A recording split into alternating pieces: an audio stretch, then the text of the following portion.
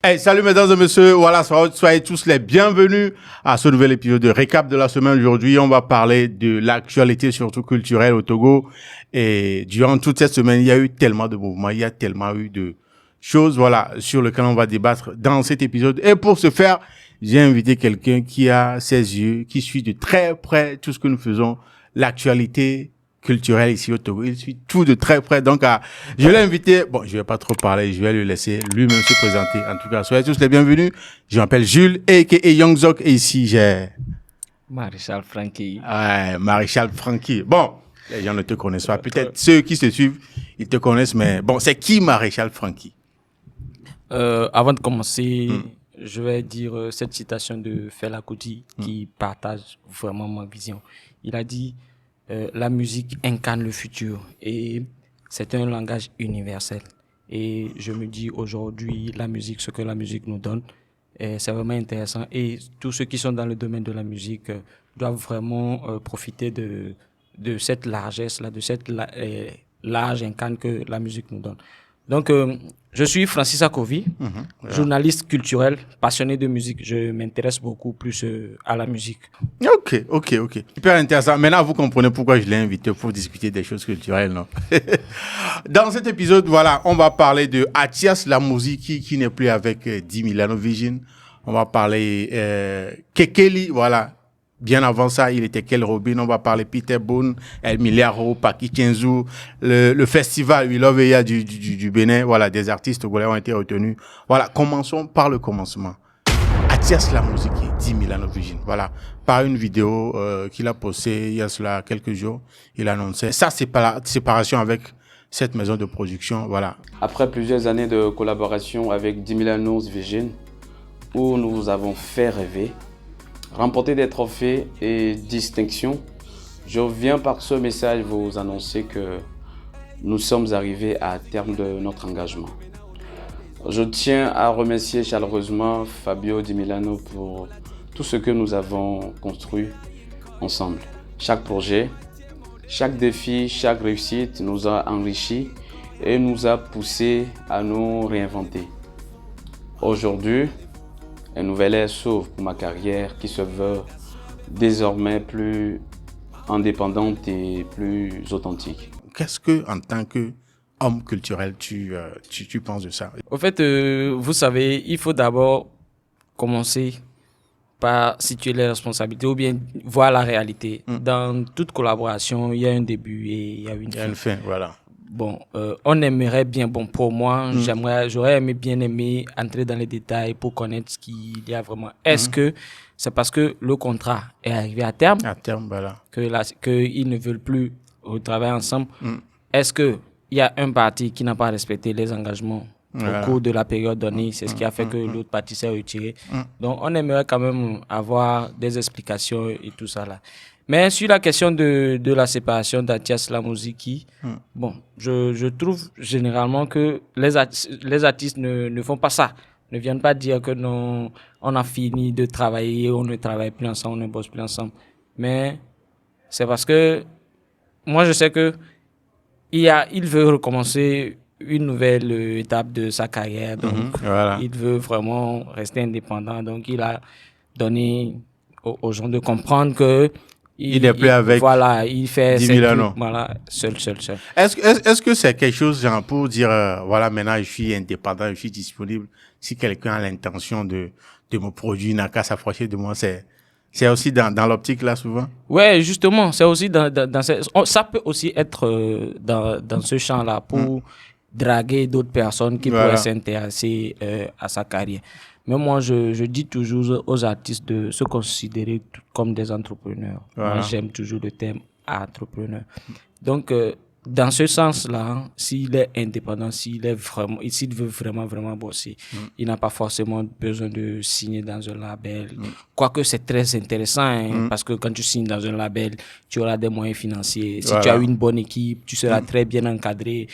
Tu auras peut-être une ouverture sur les médias. Bon, en tout cas, cette ouverture, ça n'arrive seulement que quand tu es un bosseur. Quand tu travailles très bien, tu auras des ouvertures.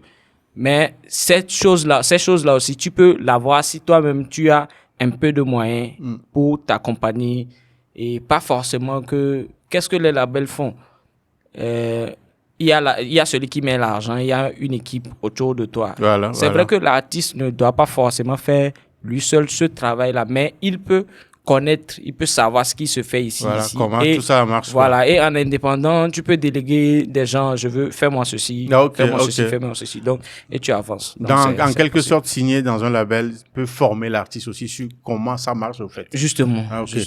Mais on a appris aussi le cas, je l'ai reçu ici dernièrement, Kekeli, voilà. Auparavant, Kel Robin qui est devenu Kekeli et qui m'a dit clairement ici qu'il a mis un terme à sa collaboration avec Mansago. Tu te rappelles, Agora Sengo, quand ils étaient, voilà, quand ils avaient été. Au nombre de 5. Voilà. Mais pourquoi très souvent, comme un mariage, quand ils se mettent ensemble, on le sait, mais à la séparation, il y a personne qui vient dire clairement que voilà, on n'est plus ensemble, on ne travaille plus ensemble. Pourquoi souvent c'est comme ça? Ouais, tu as raison. C'est bien le terme que tu m'as vraiment mis dans le bain. La collaboration entre les artistes et les maisons de production aujourd'hui, c'est semblable à une vie de foyer. Quand il y a le mariage, on nous invite, nous sommes au courant et tout. Et quand ils sont séparés, quand ils ne sont plus ensemble, on ne sait pas, tout le monde va de son côté. Donc, pour ceux-là, pardon, moi je pense que c'est pour vous que Suspect 95 et Roseline Layo, ils ont chanté.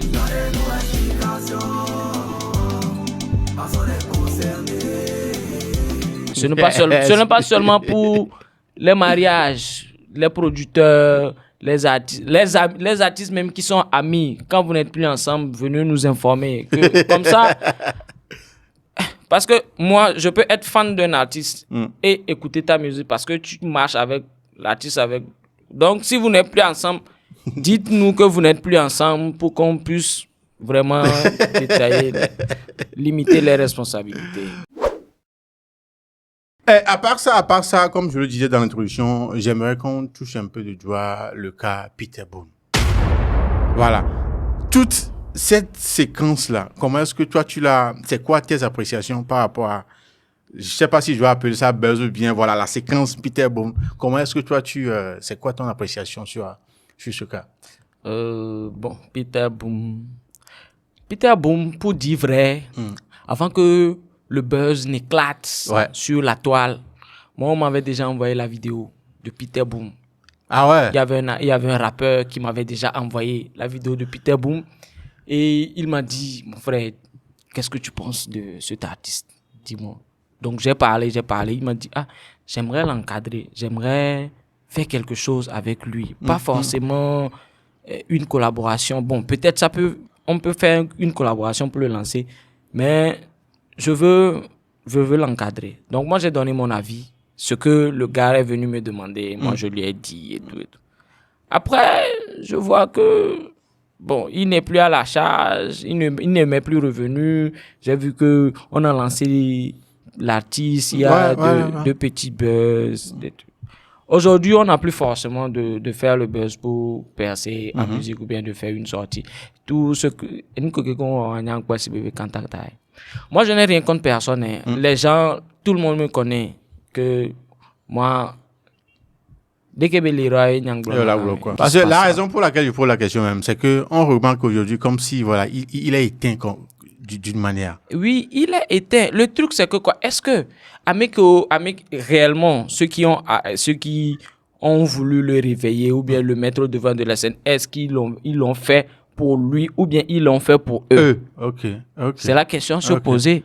Ok. Voilà, c'est la question à se poser. Ce n'est pas forcément que vous voulez aider un artiste, que vous devez forcément être au devant de la scène. Moi, par exemple, si demain je gagne l'argent sur ce que Dieu me donnera sûrement pour pouvoir investir dans la musique, je ne serai plus Francis Akovi que vous voyez sur Facebook, non. Je ne serai plus... Genre, tu vas faire des actions, voilà, mais tout en restant dans ton coin, oui, quoi. Oui, des actions qui seront palpables. Et ce n'est pas forcément des trucs à venir raconter sur les réseaux. Donc, tu penses que ceux qui ont pris sous leurs ailes Peter Boone l'ont fait probablement pour eux-mêmes? Justement. Et Onyankeya, moi j'ai remarqué beaucoup de choses pour ces genres de trucs-là. Il y a beaucoup de personnes qui ont des comportements de fourmis.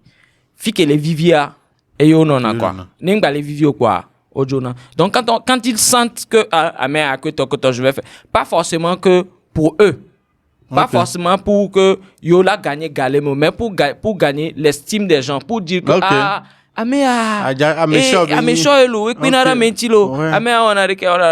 mais si ce n'est pas un truc que tu vas faire et rester à mi-chemin. Si moi je viens avec un projet et tu penses que et c'est pour me laisser à mi-chemin, or que moi j'ai déjà fait mon plan et j'ai fait mon programme sur toi, on va laisser ma mi-chemin.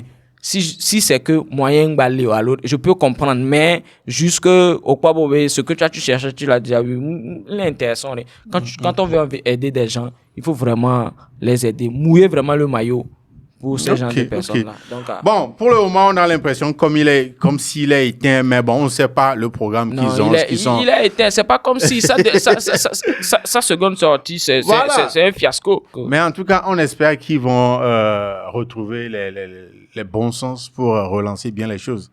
Si vraiment l'envie est. En tout cas, on a que les Togo, les filles ici au Togo, des artistes comme Connie Gangsta peuvent sortir des chansons chaque semaine. Ouais. Et ça va mousser. Voilà. Ce n'est pas tout le monde. Ouais. C'est vrai que dans la carrière d'un artiste, il ne faut pas rester trop distant, mais il ne faut pas aussi trop rapprocher les choses. On a souvent longtemps demandé aux artistes de faire vite pour faire les sorties, mais on les gâte. Un artiste fait une sortie. Il n'a pas encore préparé sa seconde sortie. Le temps même de la stratégie, le temps de la promotion, vous voyez que ça mousse un peu. Vous lui demandez encore de faire une sortie. Il n'aura pas vraiment la concentration entre les scènes, les passages à la radio et tout ça là, pour pouvoir écrire encore une très bonne musique. Parce que après une sortie, il faut la com, une stratégie. Il faut que le son aille un peu loin avant de penser à une autre sortie. Justement. Bah, à part Peter Bombou, comme je le disais aussi, on va parler du cas Paki Chenzu. Je sais très bien que tu es au courant de ce qui s'est passé récemment. Ouais. La réaction des gens par rapport à cette situation aussi, c'était un cas à part. Et voilà, on sait tous que la manière dont il a agi, tout le monde est unanime là-dessus, que c'était pas la bonne des manières pour s'adresser à ces genres de personnes. Mais de l'autre côté aussi, il y a des gens qui pensent que la manière dont il a présenté ses excuses aussi, n'est pas vraiment sincère. Qu'est-ce que toi, tu en penses? D'abord, le phénomène Paki Chenzu. Vous voyez ce comportement-là. C'est la résultante de beaucoup de choses. Ah ouais? C'est le résultat de plusieurs problèmes pour arriver à ce résultat. Moi, Paki, j'aime sa musique, hein. J'écoute sa musique et c'est un jeune artiste qui a vraiment l'étoffe de faire bouger les choses. Il a même délogé les gens. Ouais. Il ne faut pas mâcher les mots. Il a renvoyé des gens même. Renvoyé donc carrément. Il y a des rappeurs qui ne vont plus chanter. Ah ouais. Moi je vous dis, il a renvoyé carrément des gens. J'apprécie. Et moi sur ce comportement, depuis un moment, j'ai commencé par parler de sa communication. Il ne communique pas bien. Depuis toutes ses sorties, depuis son passage ici, je l'avais interpellé. Ouais. Quand il a fait son passage, je l'avais interpellé. Et j'avais même dit que moi, je suis prêt à produire un face-à-face, lui, avec un artiste, s'il est hoche, qu'il me contacte. Ah ouais? Ouais, j'avais dit. Quelles sont ces choses-là que tu n'as pas vraiment appréciées sur... on m'a dit... Non, il parlait à l'époque de TikTok. Il avait dit, à cette époque-ci, un artiste ne mousse pas, c'est parce qu'il est paresseux. Ouais. Et moi, j'ai dit, s'il est hoche, je le mets avec un rappeur en face-à-face. Le rappeur, là, il ne mousse pas. Il a TikTok, il ne mousse pas, mais je le mets en face-à-face. Je produis le face-à-face, là. Donc, pour toi, ce n'était pas vraiment vérifié à 100% ce qu'il a dit. Non, ce n'était pas vérifié. Moi, c'est par la grâce, hein, moi, je voyage un peu, je vais dans des festivals, je vois des artistes qu'on applaudit qu'on déplace avec 10 instrumentistes. Il vient avec 10 musiciens en avion et tout ça là. Personne ne le connaît sur TikTok. Mais on ne va pas dire que lui ne mousse pas. Ouais. Okay. Il voyage. Ok. Et ces gens-là, même l'artiste vient, c'est peut-être le PNUD, c'est peut-être l'Union européenne qui s'occupe de lui. Ok. Il y a un artiste, je vais te donner un artiste, tu vas chercher. Il s'appelle Blick Bassi. Blick Bassi. Mais je connais pas. Voilà, c'est un artiste camerounais. Ah ouais. Et après, checkez aussi, allez sur YouTube, checkez aussi.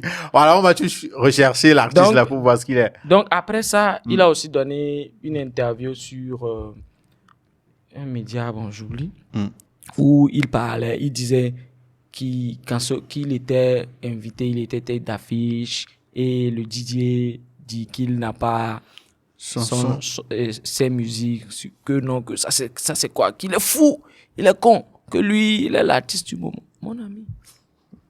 Même Santrinos Raphaël, quand Santrinos Raphaël va chanter quelque part, il y a son gars qui vient vérifier est-ce que tu as la musique. Ce n'est pas une obligation que le DJ va avoir, tu as ta musique, tu as payé. Ok. Est-ce que tu lui as envoyé ton son? Il faut aussi limiter les choses. Hein. C'est vrai qu'on doit vous soutenir, mais quand même, il faut aussi que vous faites un pas.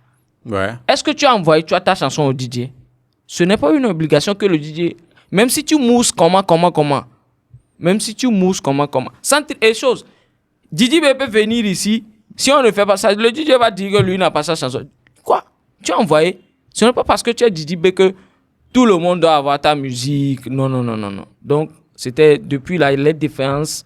Moi, j'ai toujours communiqué là-dessus parce que moi, j'aime bien sa musique et je n'aimerais pas que des choses comme ça entachent sa carrière pour que Mavayo quoi. Moi je le vois vraiment très loin parce que j'aime son charisme.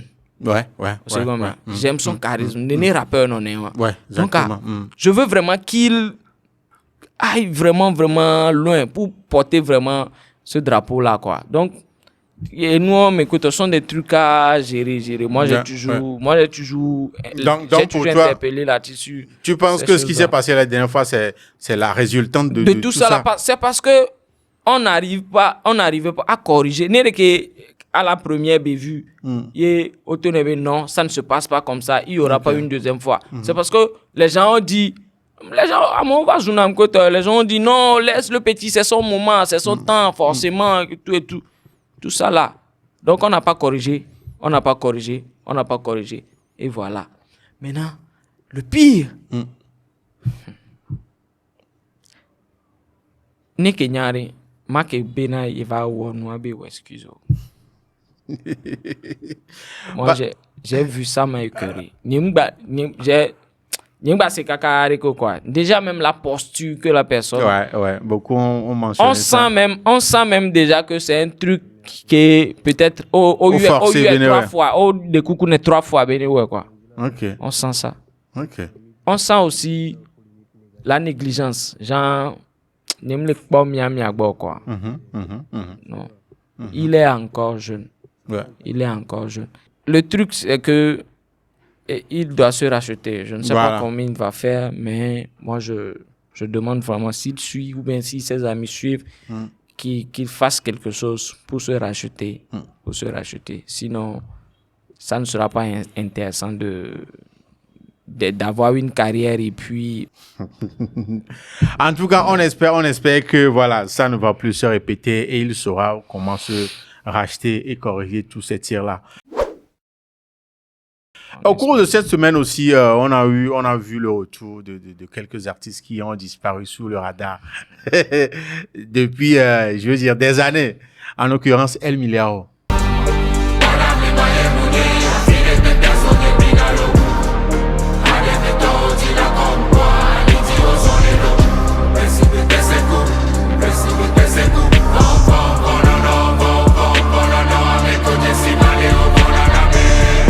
Alléluia. Comment est-ce que tu as trouvé ce son-là?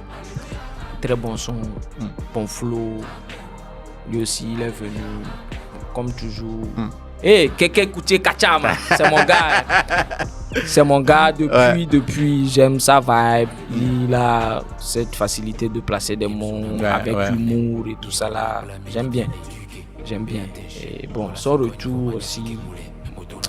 Voilà, maintenant, moi je m'attendais à beaucoup plus corsé que ça. En rapport avec le son? Oui, beaucoup plus corsé, en punchline. Bon, moi je pensais que c'est Ndjavawa et Nkume Blokombeneko. J'ai senti qu'il voulait dire des choses, mais il a encore trop caché quoi. Ne va pas les Zerika. Mais. Ne va pas les Zerika. Donc. Tu étais un peu resté sur ta soif quoi. Justement. Ok. Bah, espérons que pour une prochaine sortie, voilà. Non. Moi, je sais que je ne vais pas parler. Tu vas pas parler. Non, il sait. El Milaro arrive avec un truc là. Ah, toi, tu sais déjà. En tout cas. Nous, on a les raisons. Lui-même, il ne sait pas que je suis au courant. Mais je sais. Depuis là, on a discuté de beaucoup de choses, mais on ne peut pas terminer cet épisode sans mentionner les artistes là qui ont été retenus pour le festival We Love Ya, voilà, de cette année. Oui. 5 artistes, non 4. 4, oui. Almog, Paki, Kiko et Koni qui ont été retenus. La dernière fois, c'était un autre groupe. Oui. Voilà. Et cette année, c'est Almog, voilà, c'est cette liste-là. Oui. Qu'est-ce que tu penses vraiment de cette représentation, de cette liste-là pour ce festival? Ce n'est pas qu'on va dire que ce n'est pas quelque chose de mérité ou bien c'est tout à fait normal. Ouais. Tous ces artistes-là, Almog par exemple, elle était vraiment très prisée, très publicitée au Bénin. À l'époque, elle avait chanté avec Cécimé et tout ça là. Donc c'est de la manière qu'on prend Almog comme une diva ici au Togo, c'est de cette même manière que les Béninois respectent vraiment Almog. Donc c'est amplement mérité. Et Paki également, il est très plébiscité au Bénin là-bas. Il a eu à faire des allers-retours et tout. Et je pense que Kiko également, il est toujours là-bas. Il a fait des collaborations. Donc, je pense que tous ces artistes-là, c'est amplement mérité, quoi. C'est amplement mérité. Voilà.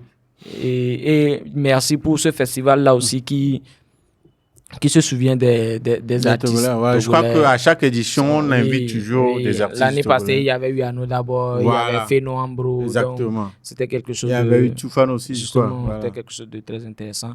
Et si à chaque fois, ça aussi, ça va permettre à ce que les artistes vont redoubler d'efforts pour pouvoir aussi se mettre dans ce carnaval-là. Parce que ce festival, mine de rien, devient quelque chose de très grandiose. Oui. Vu la liste d'artistes qu'ils invitent. Voilà, la programmation. Voilà. Donc, c'est vraiment intéressant. Et ça va aussi... Ça sera un challenge pour les artistes de la sous-région de pouvoir participer à ce festival-là. Donc, en tout cas, bonne chance à tous ces artistes-là qui ont été retenus et on espère qu'ils vont... on n'a même pas peur. Ils vont valablement représenter le 228. Voilà un peu les grands titres qui composent cet épisode de récap de la semaine. Mais Francis, qu'est-ce que tu reproches vraiment, un point très, très intéressant, très important, ce que tu reproches au showbiz togolais? Pourquoi aujourd'hui on a l'impression comme si nous ne sommes pas au niveau des autres? Parlant de la sous-région, prenons juste la sous-région Côte d'Ivoire, Bénin ici à côté, Ghana. Pourquoi on est comme si on est en arrière? Qu'est-ce qui nous freine exactement? La seule chose qui freine le milieu là, c'est la professionnalisation.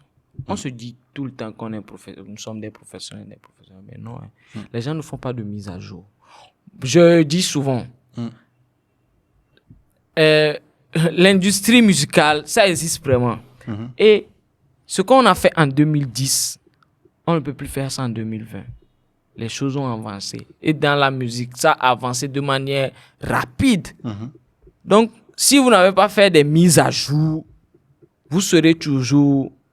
Tout ce que vous avez là, c'est obsolète, mais vous serez toujours resté dedans. C'est ça, c'est le seul problème qui mine. Les gens ne veulent pas se mettre à jour. ce n'est pas forcément aller s'asseoir dans une salle. Moi, je sais qu'ici, il n'y a pas une école qui forme vraiment dans ce secteur. Mais sur YouTube, il y a plusieurs tutos. C'est vrai qu'on ne peut pas prouver la véracité ou bien la fiabilité de ces informations, mais quand même, tu vas apprendre quelque chose. Avoir une idée sur... Voilà. Moi, j'ai payé des formations, j'ai payé en euros pour suivre des formations avec des gens, pour apprendre.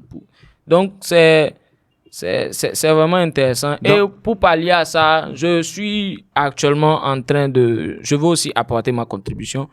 Donc, je suis actuellement en train d'écrire un petit bouquin. J'avais quand même déjà annoncé sur les réseaux. C'est presque fini.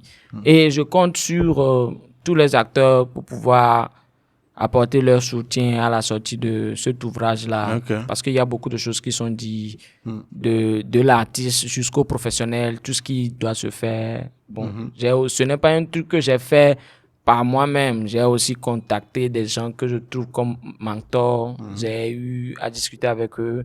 J'ai eu à faire des entretiens. J'ai participé à des ateliers de formation. Moi, je fais tout ça là.